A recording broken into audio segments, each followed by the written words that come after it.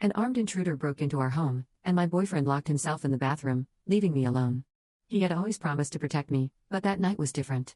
Instead of standing by me, he jumped out of bed and ran to the bathroom, shutting the door behind him. I was left to face the situation on my own. That's when the intruder entered my room, pointing a firearm at me and told me to comply. He cleared out my jewelry and our emergency cash, all while my boyfriend stayed in the bathroom. When the coast was clear, my boyfriend Kim yelled from the bathroom, "Is he gone?" I rolled my eyes and told him yes. I grabbed my phone to call the police. They showed up shortly after and asked us if we recognized the guy and if we were hurt. We said no to both. And then they asked Kim what happened.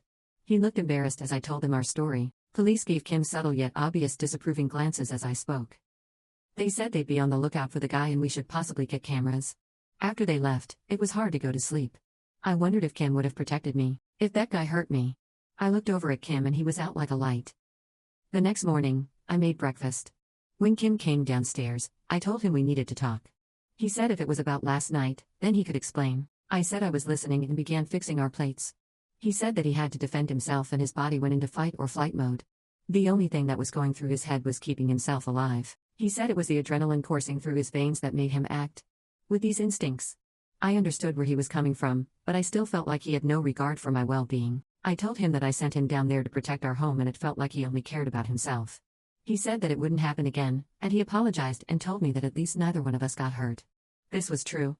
I accepted his apology, but I couldn't shake the feeling that I wasn't 100% safe around him. This wasn't the first time he'd done something like this before.